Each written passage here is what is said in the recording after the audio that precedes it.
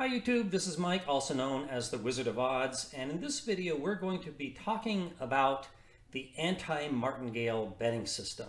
It is the opposite of the martingale betting system, which I have already covered in another video. As a quick reminder, the martingale is a system where the player doubles up after every loss until he wins. And if the player follows the martingale, then assuming he eventually does win, he will profit whatever his starting unit was. The anti-martingale, again, is the opposite. Instead of doubling up after losses, it doubles up after wins until the player eventually does lose, or he parlayed his bet up to whatever his winning goal is. For example, the player might sit down at the table with one unit and with the goal of parlaying that one unit up to, say, 64 units for a 63 unit net profit. And so what should you expect if you use the anti-martingale? It's pretty obvious. It's usually going to result in a session loss. However, when it wins a lot, whatever the player's winning goal is. So if you're the kind of player that wants to win the whole chandelier or lose trying, then the anti-martingale might be for you. So let me show you a demonstration of the anti-martingale, and then I'm going to go through some simulations of it, and finally at the end of this video I will give you my closing thoughts about it. So without further ado, let's get into a demonstration. I am going to be demonstrating the anti-martingale playing Baccarat and making player bets only, which pay even money. You can see in the lower left, I'm starting with $10,000. My unit size shall be 100, so that's the smallest bet I'll ever make. And it's going to be my goal to win 5 bets in a row. If I do, my biggest bet will be $1,600, and between those 5 winning bets from 100 to 1,600, I will win 3,100. And the question is, how much money will I lose along the way trying to achieve that goal? So let's get started. My first hand is a winner, so I double to a 2-unit bet. And my second hand is a win, so I double to, again, to a 4-unit bet this time. And I win again, so now I double yet again to an 8-unit bet. And I win again, so now I'm going to double again to 1,600. If this wins, I walk away very happy. And I lost. So you can see that my balance reflects a loss of $100 overall. So let's reset and start over with a bet of 1 unit. So I win, so I go to 2 units. I win again, so I double up to 4 units. I lost, so I drop back down to 1 unit. I win, so I double to 2 units. I win again, so now I bet 4 units. I lost, so I drop back down to 1 unit. I lost again, so I stay at 1 unit. I win, so let's go to 2 units. I lost, so I drop back to 1 unit. I win, so let's bet 2 units. A tie, so I repeat the previous bet. I lost, so I drop back down to 1 unit. Another loss. So note that after a loss, I always bet 1 unit, and it doesn't matter how much money I lost the previous hand. So here I won, so I double to 2 units. And I win again, so now I bet 4 units. I win again. So now let's go to an 8-unit bet. A tie, so I repeat. And I lost. Whoops. I lost, so I dropped back down to a 1-unit bet.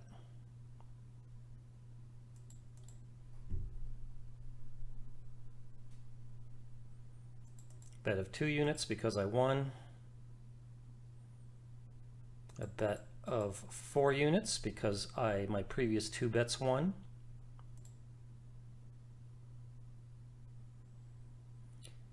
Now we double up again to 800 or 8 units.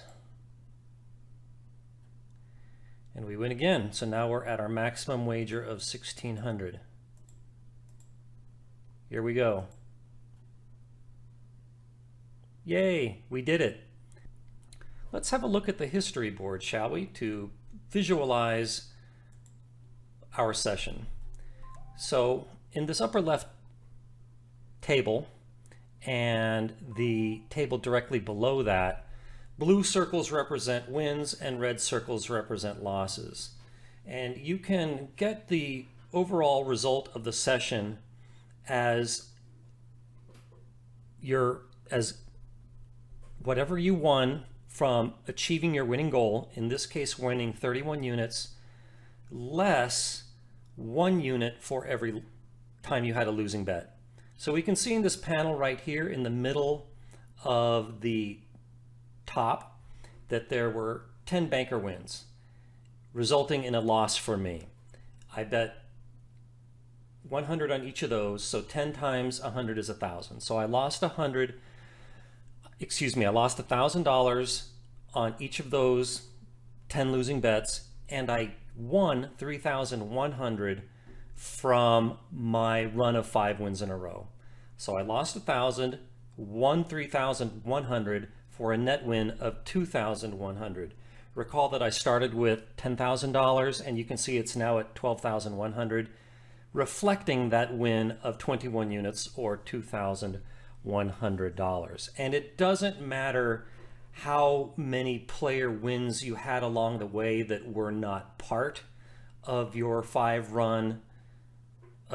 consecutive wins. So you can see that there were 18 player wins, but that does not matter. It just matters the number of losses and that you achieved your winning goal. So that said, that concludes my demonstration. So now let's run some simulations, shall we? Each simulation shall be 1,000 sessions playing Baccarat and betting the player bet only. A session shall consist of one of 2 possible outcomes, either a single losing bet or a certain number of consecutive winning bets, whatever the player's winning goal is. And right now it's set to 5 consecutive winning bets, much like I did in the demonstration. The probability of getting 5 consecutive wins in Baccarat, betting on the player, is 2.92%. So there's a 2.92% chance you're going to have a net win of 31 units, and the alternative is losing 1 unit. So with this last one that I did, there was a net loss of 424 units. But let's run some more. Here there is a net win of 184 units, a net win of 344 units, a net win of 24 units. And by the way, this blue line that you see, I shouldn't call it a line, the jagged blue graph shows your bankroll as it goes up and down. It starts at 0 on the left side, and wherever it ends up on the right side is how much money you have left at the end of 1,000 sessions. Okay, here we have a net win of 24 units, a net loss of 8 units, a net win of 120 units, a loss of 72, a win of 376, a win of 24, a loss of 136. So now let's change the goal here. Let's change it to a goal of 6 wins in a row. That would result in a net win of 63 units, and the probability of success is 1.44%. So what we're looking at right here is such a simulation, and it has a net loss of 168 units. Here we have a net loss of 296. The same thing, 296 unit loss, 88 unit win, another 296 unit loss. Why are we seeing so many 296 units loss? That is what's going to happen if you have exactly 11 winning sessions.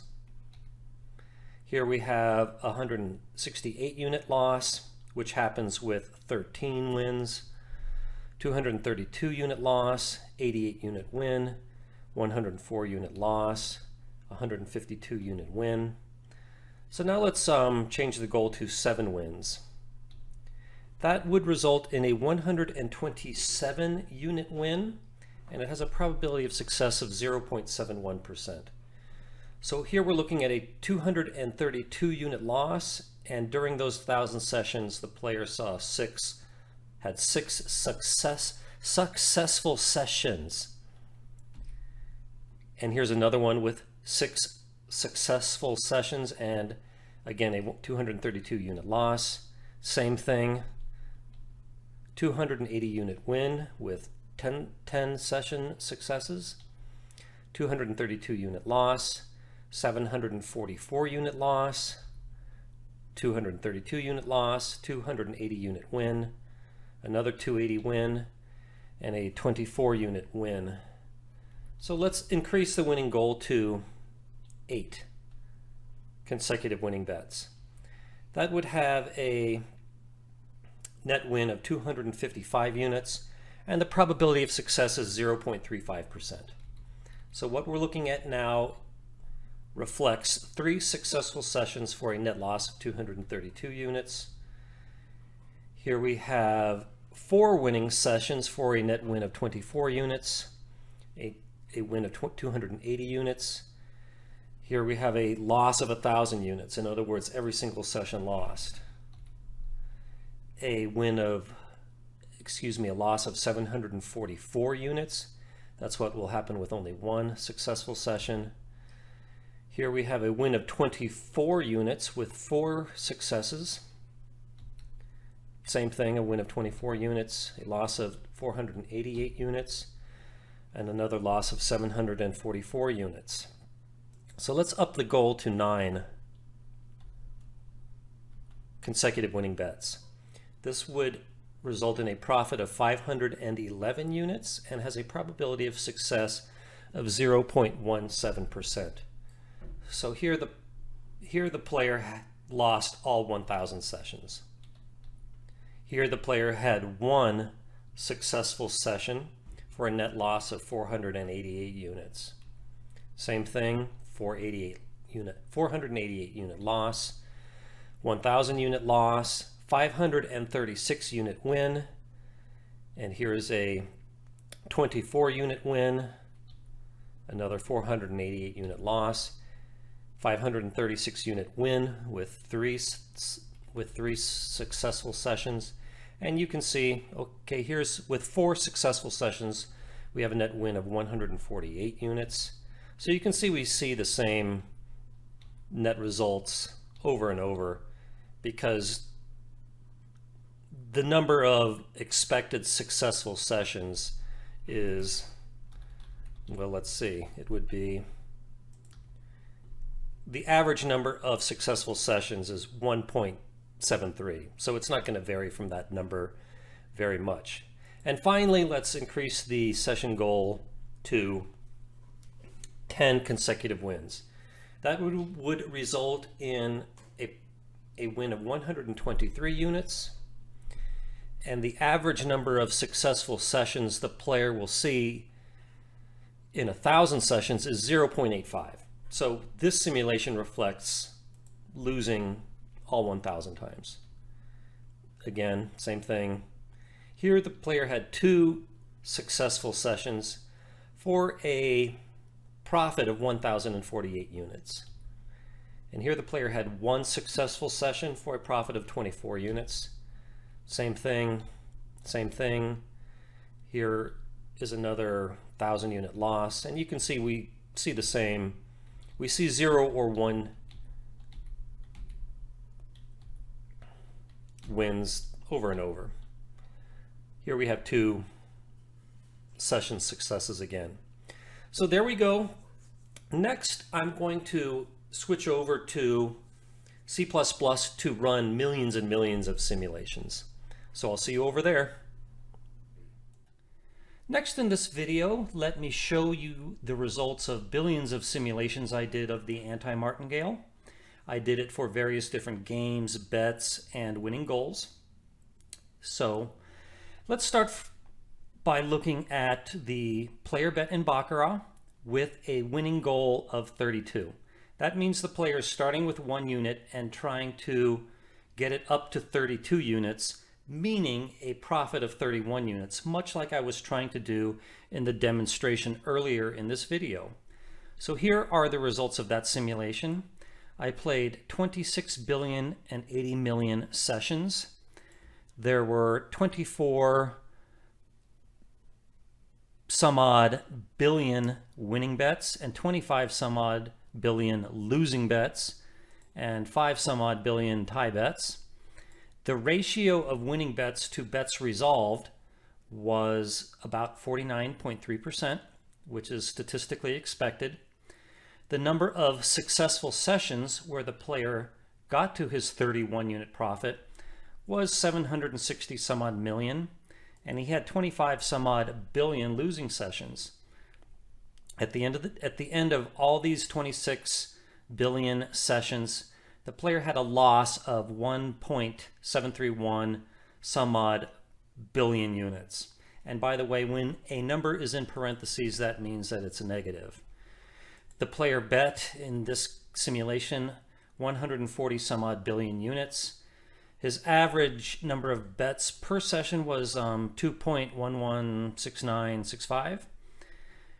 Overall, if you were to divide the player's loss by the total amount bet, you would get negative 1.2345%, which is not surprisingly the house advantage on the player bet in Baccarat. And the probability of a winning session, meaning that the player got his 1 unit up to 32 units, is 2.9176%. So, and here's column C, shows the exact same thing, but for a winning goal of 64 units. And you can see that the probability of a session win drops from about 2.9% to about 1.4%. Column D shows all the same thing for a winning goal of 128 units. And scrolling over, same thing for 256 units, 512, and 1,024. And I will provide a link where I show all these tables on my website. Then I did all the same things for the pass bet in craps, the don't pass bet in craps, any even money bet in double zero roulette, and any even money bet in single zero roulette. So, yeah, so that said, next let me conclude this video with my parting thoughts. 3. Thanks for making it this far into the video. It's time for my conclusion. As you saw in the big simulation results, the net result was the player lost the same percentage of his money bet as the house edge in whatever game and bet he was making. Not surprisingly, this has been true of every betting system that I've looked at so far, and I've looked at a number of them: the Martingale, the Fibonacci, the Labouchere, Oscar's Grind, and the Kiefer roulette system, this one right here. So it seems like I always conclude these betting system videos in the same way. Not only can a betting system not overcome the house edge, they can't even dent it, and my simulations have proven that. So don't have a sense, an opinion, a hope that any betting system is going to cause you to win in the casino long term. They are not. None of them will. So, as I said in the beginning, if it's your goal to turn a little bit of money into a lot of money at the expense of usually failing, then the anti-martingale would be appropriate for you. But no matter what, and I know I say this in every video, if you must use a betting system, please use a free one like the anti-martingale. Absolutely never pay for a betting system like this one here. They are all scams. They cannot help but be scams. The laws of mathematics dictate that they're scams. You can, as Einstein said, the only way that you can beat the casino at roulette, for example, is to steal chips while the dealer isn't looking, or some other method of cheating or advantage play. Betting systems are not going to help you. So that said, that concludes this video. Thank you for watching it all the way to the end. I hope you'll give it a thumbs up if you like it. I welcome your comments in the comments below, which I check from time to time. I have plenty of other videos about gambling, not just about other betting systems, but about how to play the casino games properly. And hope to see you in another video soon. Hope you'll subscribe to my channel.